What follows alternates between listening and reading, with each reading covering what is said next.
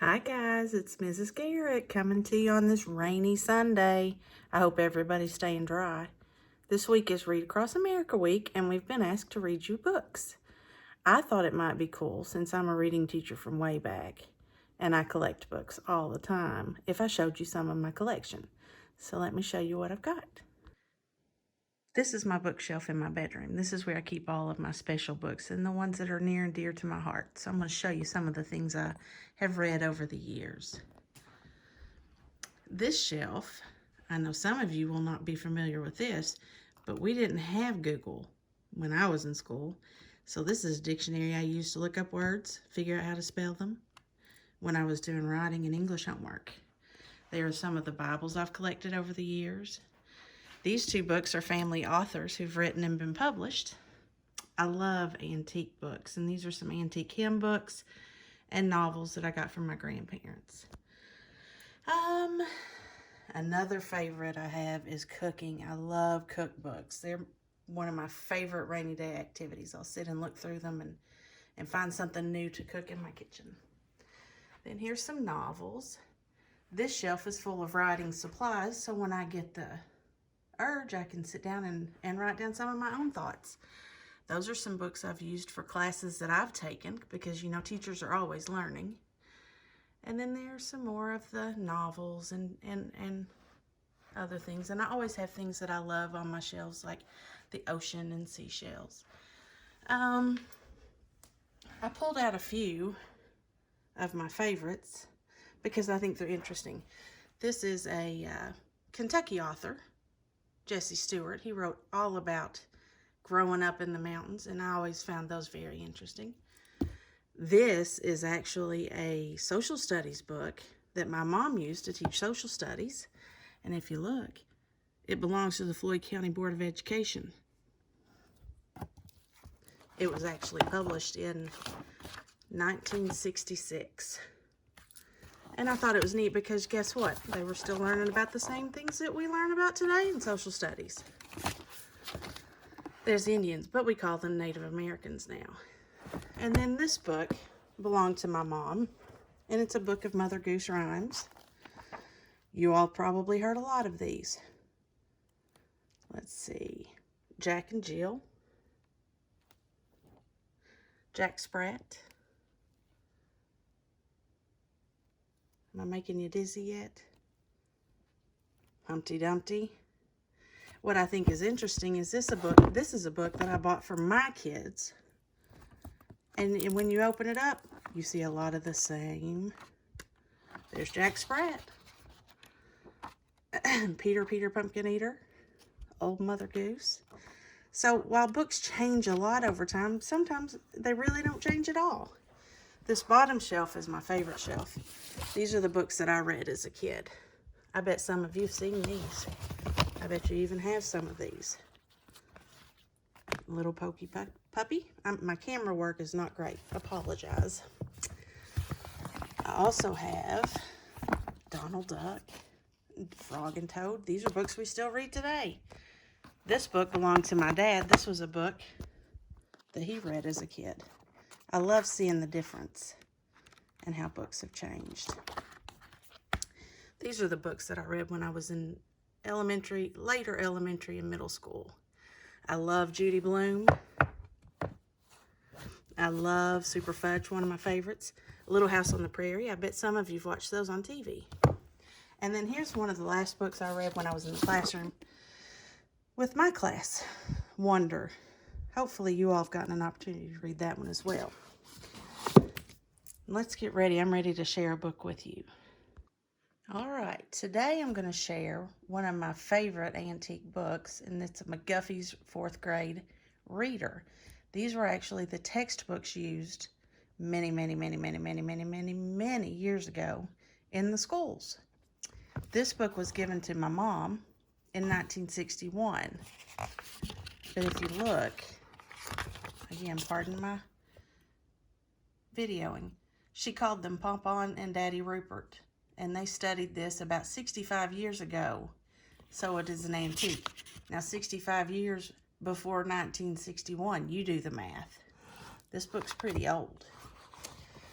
I chose a couple of short passages to share with you from here. I just thought they were kind of cool, and you might find them interesting too. If you notice the pages are stained, it's a well-used book. All right, this one is a poem, and if you look through the book, it has poems. It has different, like, grammar activities. It has, you have to bear with me, I'm videoing myself. It has long stories and it's short stories, but I picked the poems because I thought they were the most easy to read and relate to. Try, try again. 'Tis a lesson you should heed. Try, try again. If at first you don't succeed, try, try again. Then your courage should appear, for if you will persevere, you will conquer, never fear. Try, try again. Once or twice though you should fail, try, try again.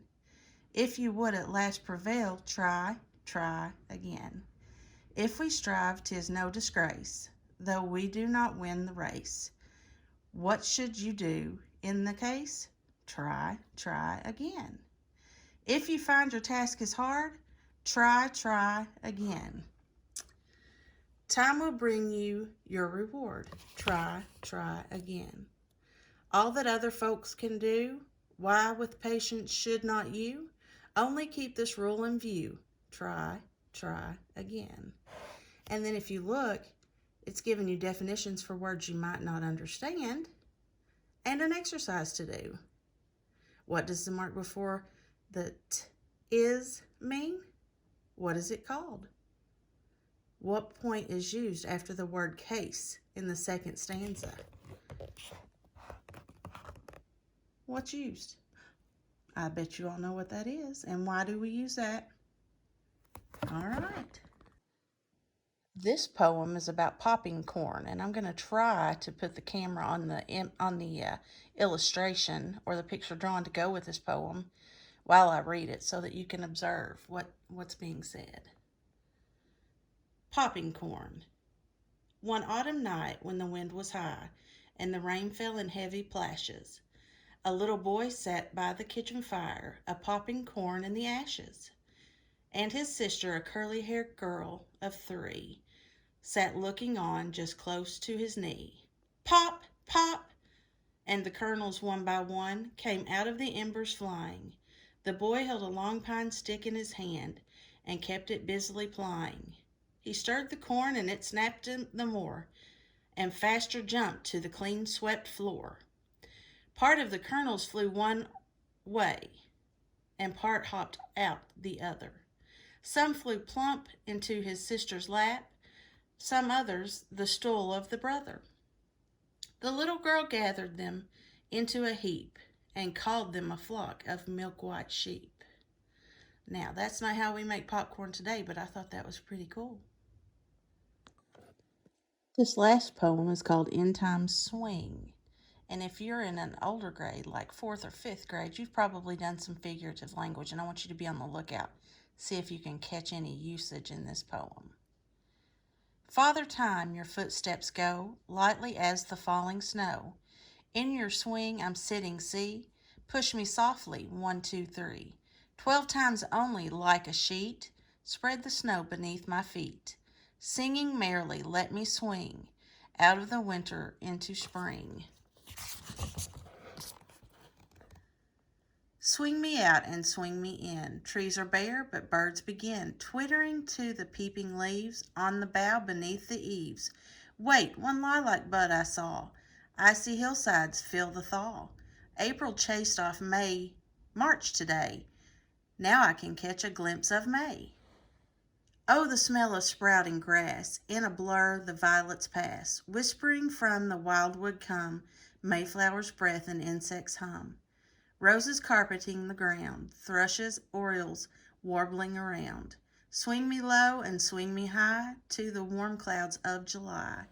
Slower now, for at my side white pond lilies open wide. Underneath the pine's tall spire, cardinal blooms burn like fire. They are gone, the goldenrod flashes from the dark green sod. Crickets in the grass I hear, asters light the fading year. Slower still October weaves rainbows of the forest leaves.